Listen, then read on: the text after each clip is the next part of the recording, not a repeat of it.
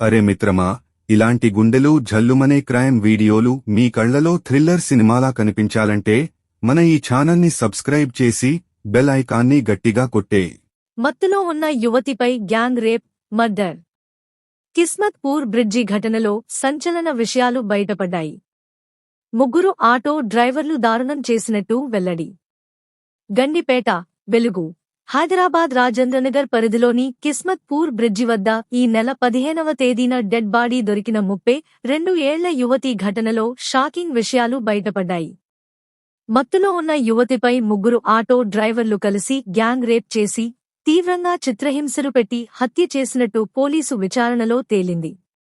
పోలీసులు తెలిపిన వివరాల ప్రకారం 14వ తేదీ రాత్రి పాతబస్తీ ప్రాంతానికి చెందిన 32 ఏళ్ల యువతి కల్లు తాగి మత్తులో తూలుతూ పీవీఎన్ఆర్ ఎక్స్ప్రెస్వే పిల్లర్ నంబర్ 143 దగ్గర వెళ్తుండగా లంగర్ హౌస్కు చెందిన ఆటో డ్రైవర్ మేకా దుర్గారెడ్డి 33 ఆమెను బిర్యానీ ఇస్తానని ప్రలోభపెట్టి ఆటోలో ఎక్కించుకున్నాడు.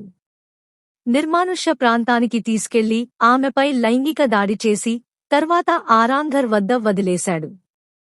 ఆరాంఘర్ వద్ద తూలుతూ వెళ్తున్న యువతిని టోలీచౌకీ హకీంపేటకు చెందిన గులాం దస్తగిర్ ఖాన్ 26 చూశాడు. అతడు తన స్నేహితుడు మొహమ్మద్ ఇమ్రాన్ 25 కు ఫోన్ చేయగా ఇద్దరూ కలిసి ఆమెను బలవంతంగా ఆటోలో ఎక్కించుకుని కిస్మత్ పూర్ మూసీ బ్రిడ్జి వద్దకు తీసుకెళ్లారు. అక్కడ నిర్మానుష్య ప్రాంతంలో ఆమెపై గ్యాంగ్ రేప్ చేసి వెదురు బొంగులతో తీవ్రంగా కొట్టి చిత్రహింసలు పెట్టి హత్య చేశారు. శవాన్ని అక్కడే పడేసి పారిపోయారు. 15వ తేదీ ఉదయం శవం దొరికిన తర్వాత రాజేంద్రనగర్ పోలీసులు కేసు నమోదు చేసి దర్యాప్తు చేపట్టారు. సీసీటీవీ ఫుటేజీ, ఆటోల గుర్తింపు ఆధారంగా ముగ్గురు నిందితులను సోమవారం అరెస్టు చేశారు. నిందితుల నుంచి 2 ఆటోలు, 4 మొబైల్ ఫోన్లు స్వాధీనం చేసుకున్నారు. జాగ్రత్తలు మరియు సలహాలు: రాత్రి సమయాల్లో మత్తులో ఉన్నప్పుడు ఒంటరిగా ఎక్కడికీ వెళ్లకండి. అపరిచితులు ఇచ్చే ఆహారం, పానీయాలు తీసుకోకండి.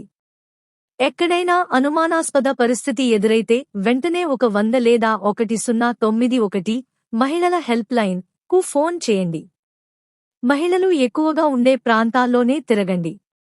లొకేషన్ షేర్ చేసుకోండి. ఇలాంటి ఘటనలు జరిగితే భయపడకుండా వెంటనే పోలీసులకు ఫిర్యాదు చేయండి. న్యాయం జరిగే వరకు పోరాడండి. ఈ దారుణం ఖండనీయం. నిందితులకు తగిన శిక్ష పడాలి.